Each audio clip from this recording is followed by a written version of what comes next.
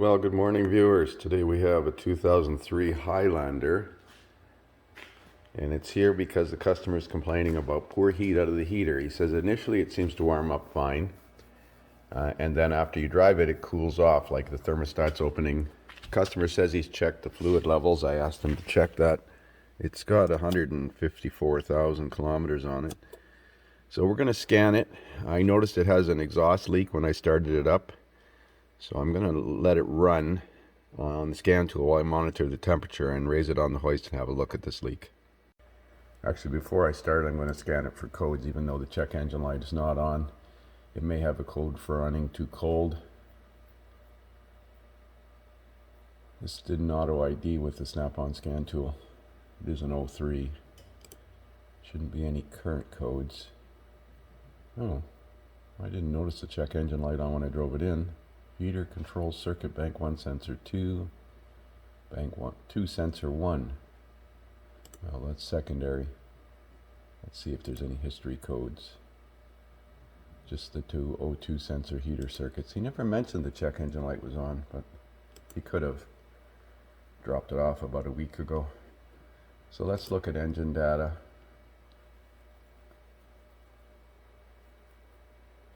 And like I said, I'm going to run it and see what temperature the thermostat opens at. Okay, let's go with engine data 1.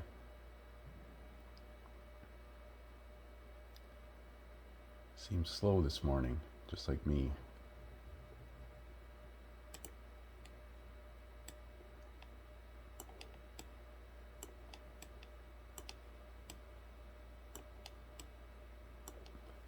Not in that list.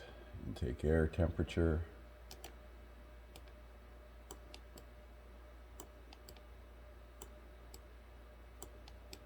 Really? Did I miss it?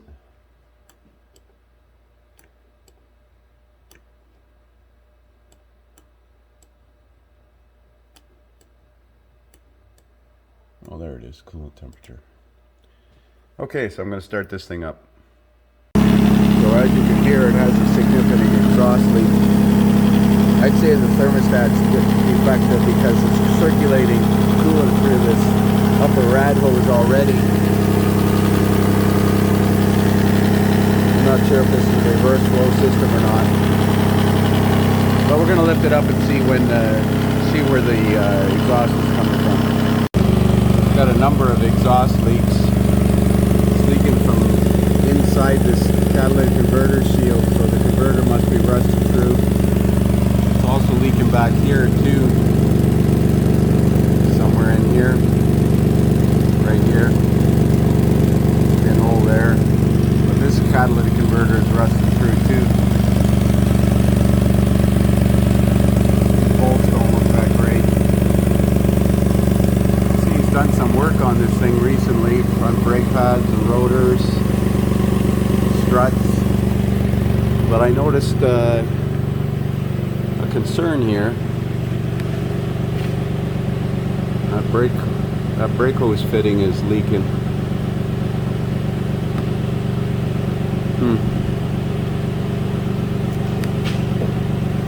Oh yeah, that ear is not in the right spot.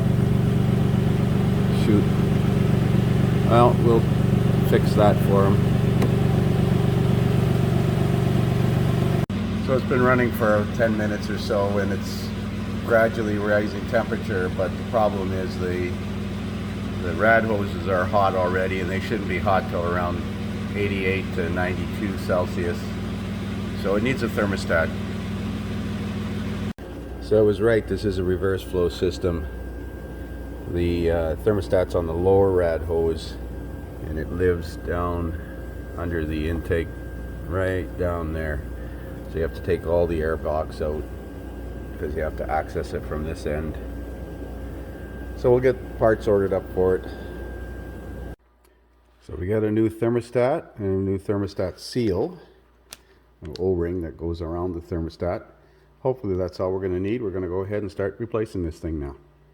As I mentioned before, we're going to have to take this air box off. So there's a bunch of vacuum hoses here. So I'm going to mark these so I don't mix them up.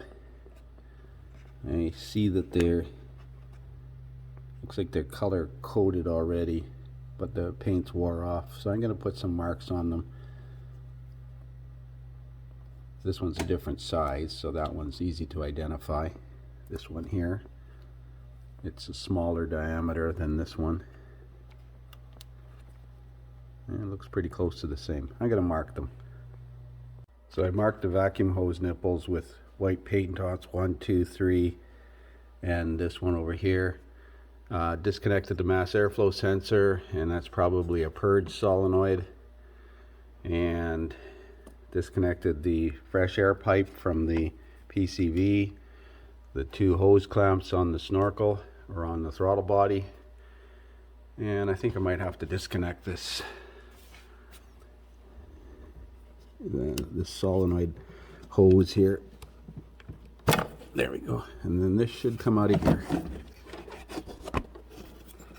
Basically should just come out like so. Set that off to the side. Let's see if we need an air filter. Yeah, we need an air filter. And I didn't think to bring one. Now we'll take this bottom air cleaner housing out of the way. So take the bottom 3 bolts out of that. This one broke off, but 2 of them will be fine. Next we gotta, you can see the thermostat housing way inside here. Way inside there. So we gotta take the lower rad hose off and drain the cooling system. Now I don't like touching the drain cock on the rad. They tend to break on a vehicle of this age, especially in this climate. So I'm just gonna put a big tray underneath and catch all of the coolant. So I believe that coolant pipe is on a hose clamp, so we have to take this one 12mm bolt out of the corner of the head here, and then the pipe should pull straight towards the rad, I hope.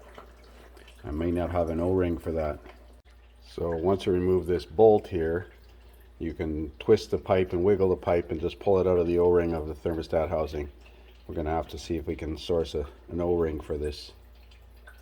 So remove the heater hose from this lower nipple here that goes onto the thermostat housing, I believe.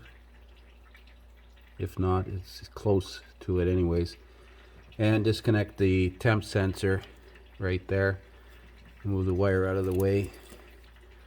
Now it looks like there's 3 10mm nuts on the housing. So there's the thermostat housing off. There's the thermostat housing off. There are 3 studs and nuts that hold it on, and there's the thermostat assembly. It's not stuck open right now, but it was definitely opening prematurely.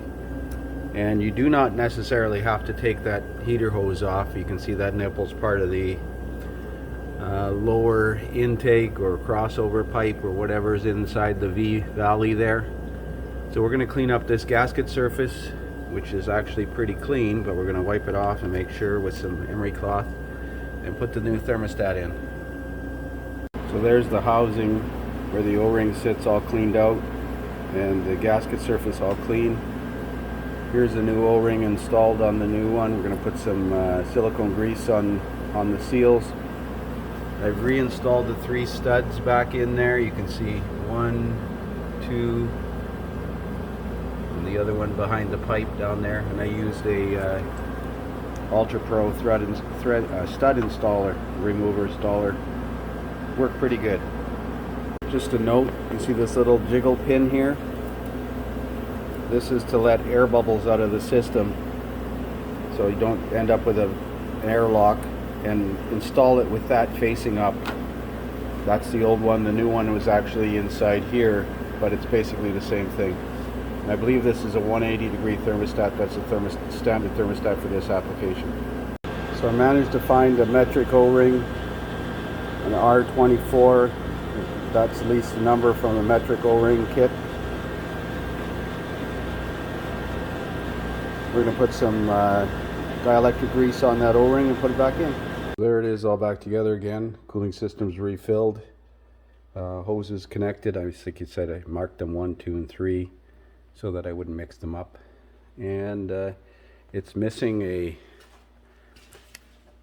air cleaner hold down, so I put a tie wrap around it for now. needs a new air filter. I don't have one.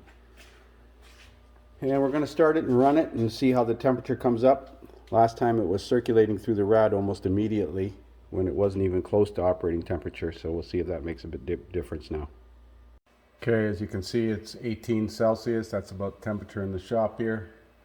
And I'm about to start it.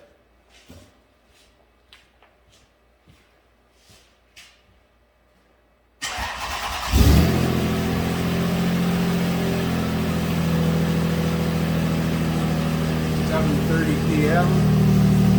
We'll see how long it takes for it to go into closed loop, and watch the temperature on the rad hoses. Well, it's been running for about 5 minutes and it's hit 55 Celsius. It should hit about 75, 80 Celsius, maybe 85 before the thermostat opens. The lower rad hose is ice cold, so it's definitely not circulating anymore through the rad yet.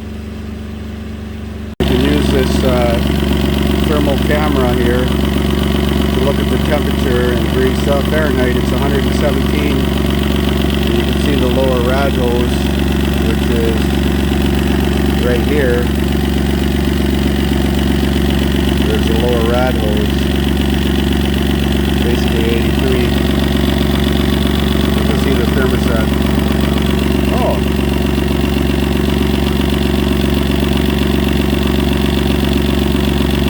Battery must be low. Why is that powering down? 135. And the lower rad hose is right there. 80, 90. So we're going to see what temperature the thermostat opens at. So I ran it at fast idle for a few minutes. It's up to 75 Celsius. Thermostat opening is 82 Celsius. It's still an open loop. That's probably because of the O2 sensor faults. I'm sure if we fix that O2, then we'll have catalyst monitors, because both catalysts are leaking, they're rusted through. That's what the exhaust leak is.